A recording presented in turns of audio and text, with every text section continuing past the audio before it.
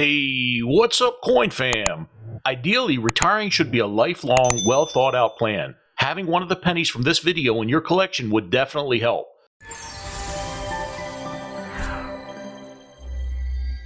This is one of my favorite varieties to look for in pocket change and old coin banks.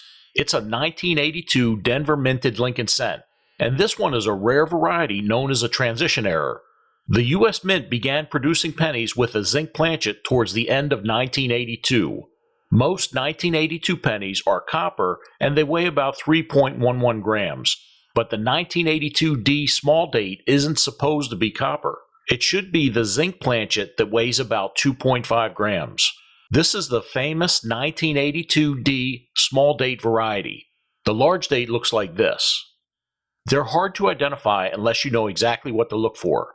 Check out the link in the description for a detailed tutorial on the differences between these two coins.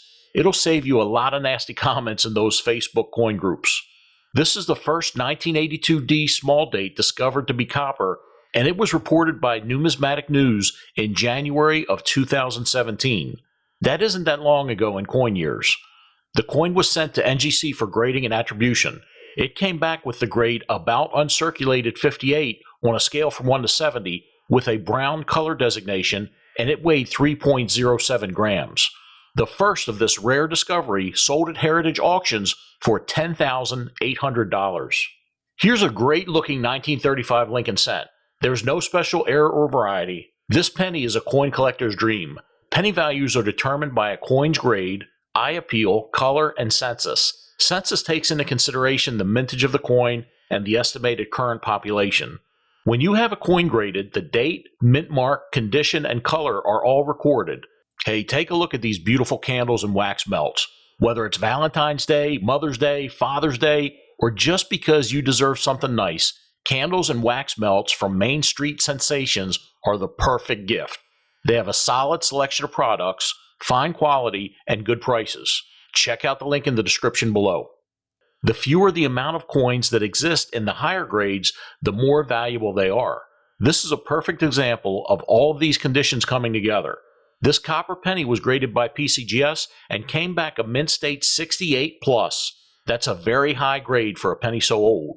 This is one of the 3 finest note examples of this year in mint mark, with none graded higher. This beautiful penny sold at auction for $84,000.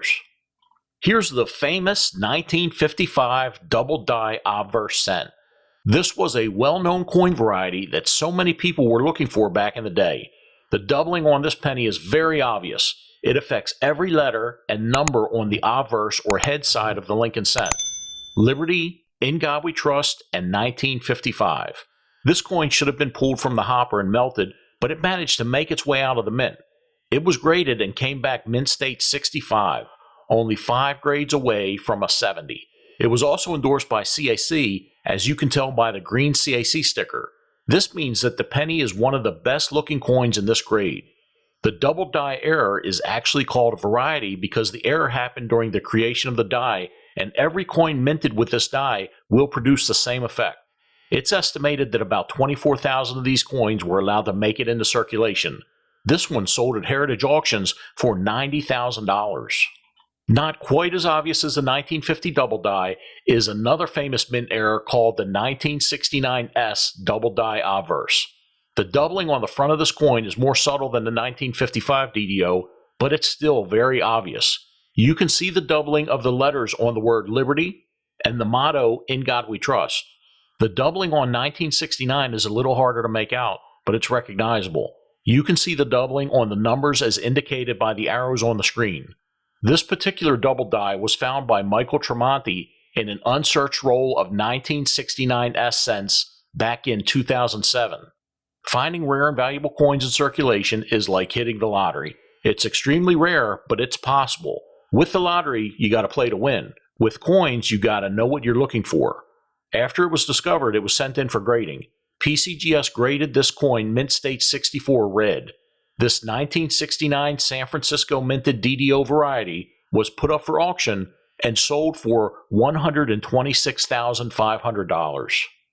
The 1914 Lincoln cent is a key date. They have a low mintage of almost 1.2 million.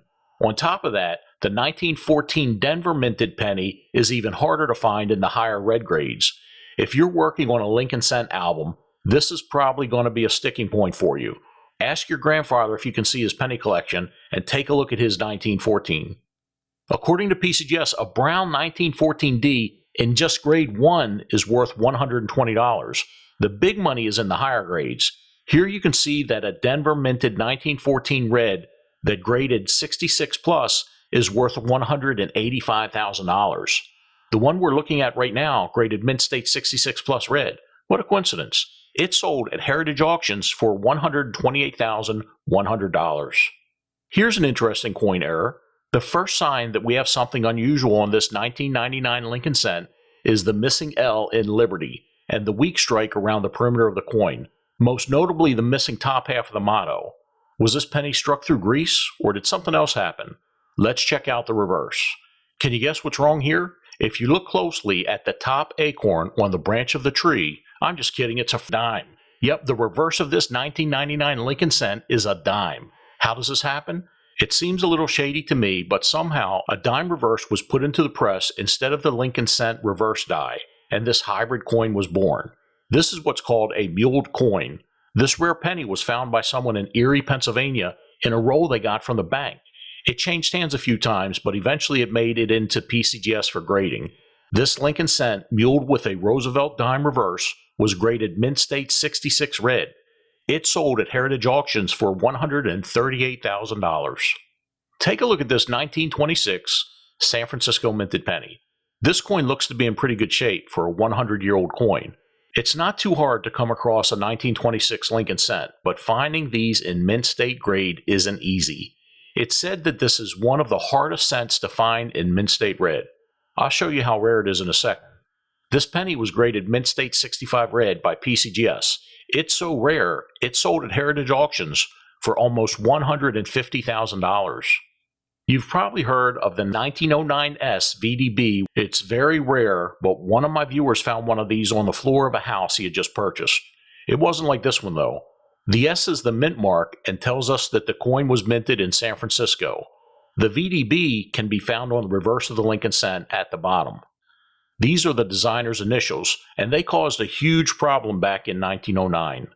Victor David Brenner's initials were such a problem that the mint didn't take long to order the removal of the initials from the dies. Production was halted and the initials were removed.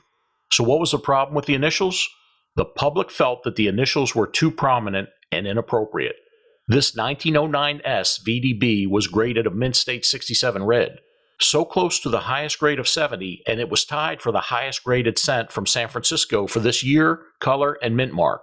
This penny is so rare, it sold at auction for over $170,000. Just because your 1909 VDB is missing the S mint mark doesn't mean it's not valuable. This is the 1909 proof Lincoln Cent, and it sold at auction for more than the 1909 SVDB that was talked about earlier. So how do you know that your 1909 is a proof coin? For starters, a 1909 proof doesn't have a mint mark. While I was doing some research, the type of research that you're not going to find on one of those crappy AI coin channels, you can see these side-by-sides from the LincolnCentCollection.com website. The coin on the left of each picture is the 1909 proof penny. The one on the right is the 1909 business strike penny. You can see that the proof coin on the left is thicker and the edge of the coin looks sharp compared to the more rounded edge of the business strike 1909 penny. This site goes into some additional detail, so make sure you check it out. There's a link in the description. This Lincoln Cent is a beautiful site. You can tell by looking at it that this one is special. This 1909 VDB was submitted to PCGS for grading. It graded proof 67 plus red-brown. It also received a green CAC sticker indicating that this is one of the finest in its grade. This penny sold at Heritage Auctions for $258,500. This 1944 Lincoln Cent is one of the most famous transition errors of all time, and the sold for price proves it. According to PCGS, this is the highest graded 1944 Steely from any mint. The problem is that the mint wasn't supposed to produce steel pennies in 1944. Steelies were minted in 1943, so the copper could be used for the war. Copper cents resumed mintage in 1944. This was either a leftover planchet or it was an intentional error created by a mint worker. Either way, someone cashed in big when this steel penny sold at auction for $408,000. This has to be the most popular transition error ever, and they're worth a ton of money. This is the famous bronze 1943 penny, also known as the 1943 bronze Lincoln cent. It looks like a normal penny that we see in everyday life, but in 1943, pennies weren't made with copper. The United States needed copper for the war, so all 1943 pennies were supposed to be made of steel, also known as steelies, war cents, and war pennies. There have only been a few of these found over the decades. There may be more of these out there, but we all need to look for them when we come across pennies. Always check your change. This one was sent to PCGS for grading and came back Mint State 64 brown. This 1943 Denver minted bronze penny sold at auction for a whopping $840,000. If you learned something, hit that subscribe button and consider becoming a channel member. Thanks for watching.